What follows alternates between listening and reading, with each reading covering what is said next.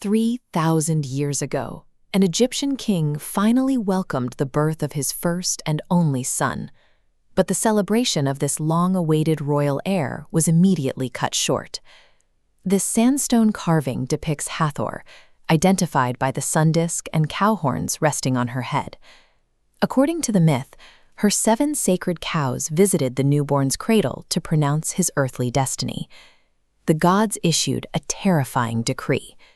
The young prince was fated to die by one of 3 specific creatures: a dog, a snake, or a crocodile.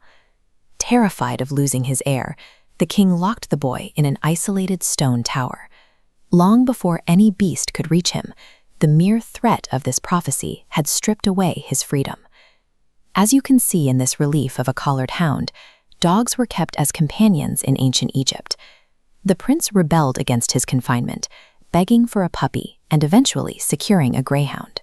He then escaped his stone prison entirely, traveling abroad and winning the hand of a foreign princess. His new bride proved to be his greatest defense. When this creature, a venomous cobra, slithered into his sleeping quarters, the princess lured the snake with bowls of milk and dispatched it, defeating his first prophecy. But his luck shifted. This stone carving represents his second doom, the crocodile. The reptile ambushed him while he was walking, dragging the prince to a remote lake island where it demanded he fight a hostile water spirit. And exactly here, the 3,000-year-old hieratic text physically tears off. The bottom edge is destroyed, leaving the prince mid-capture. With no surviving text to resolve this standoff, modern minds must step in and construct the rest of the journey.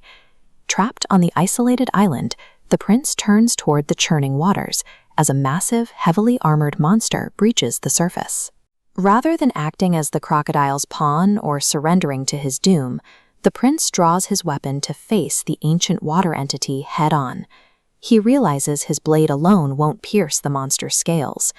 Instead, he angles his polished bronze sword until it catches the desert sun, reflecting a concentrated, blinding beam directly into the creature's eyes. The intense, pure light overloads the dark spirit. Within seconds, the entity bursts into flame and collapses into a pile of ash. He didn't overpower the monster with brute strength. By utilizing his surroundings and outsmarting his opponent, he survived a seemingly impossible physical encounter. With the spirit destroyed, the waters calm, and a bizarre transformation takes place. The death of the monster shatters an ancient curse, turning the menacing crocodile back into its true form, a demigod named Lalada. In exchange for lifting the curse, the demigod offers the prince a token of gratitude. She presents him with a magical amulet imbued with the power to ward off his remaining destined enemies. Wearing his new protection, the prince secures safe passage across the lake, finally leaving the island behind and setting foot back on the mainland. By defeating the crocodile's enemy rather than the crocodile himself, the prince dismantled his second doom. He transformed a predicted executioner into a divine protector. Back at his palace, the prince embraces his wife. The walls are high, his enemies appear to be vanquished, and for a moment he feels entirely secure. But one element of Hathor's decree remains. From the end of the hall, his oldest and most trusted companion approaches, the greyhound. The dog stops, its eyes flashing with an unnatural energy, and it suddenly speaks.